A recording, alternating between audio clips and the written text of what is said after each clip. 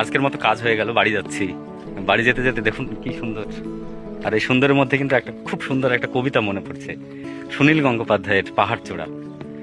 অনেক দিন থেকে আমার একটি পাহাড় কেনার শখ, কিন্তু পাহাড়কে বিক্রি করে আমি জানি না।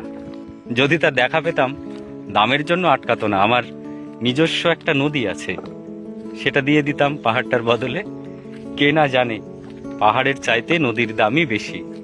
পাহাড় স্থানু, নদী বাহমান, তবু আমি নদীর বদলে পাহাড়টাই কিনতাম, কারণ আমি ঠকতে চাই।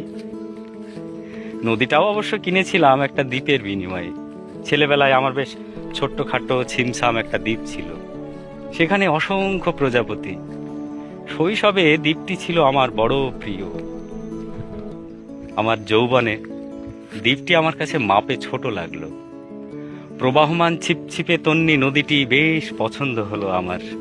বন্ধুরা বলল, ওইটুকু একটা দ্বীপের বিনিময়ে এত বড় একটা নদী পেয়েছিস, খুব জিতেছিস তো মাইরি। তখন জয়ের আনন্দে আমি বিহ্বল হতাম। তখন সত্যি আমি ভালোবাসতাম নদীটিকে। নদী আমার অনেক প্রশ্নের উত্তর দিত, যেমন, বলো তো আজ এখানে সন্ধ্যাবেলা বৃষ্টি হবে কিনা। সে বলতো, আজ এখানে দক্ষিণ গরম হাওয়া, শুধু ছোট্ট একটা দ্বীপে বৃষ্টি। সে কি প্রবল বৃষ্টি, যেন একটা উৎসব। সেই দ্বীপে আমি আর যেতে পারিনি। সে জানতো, সবাই জানে, শৈশবে আর ফেরা যায় না। এখন আমি একটা পাহাড় কিনতে চাই। সেই পাহাড়ের পায়ের কাছে থাকবে গহন অরণ্য। আমি সেই অরণ্য পার হয়ে যাব, তারপর শুধু রুক্ষ কঠিন পাহাড়।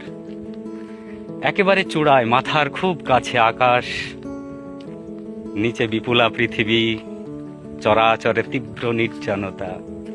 সেখানে আমার কণ্ঠস্বর কেউ শুনতে পাবে না।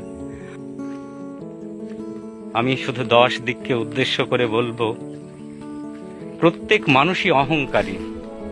এখানে আমি একা, এখানে আমার কোনো অহংকার নেই। এখানে জয়ী হওয়ার বদলে ক্ষমা চাইতে ভালো লাগে। হে 10 দিক, আমি কোনো দোষ করিনি, আমাকে ক্ষমা করো।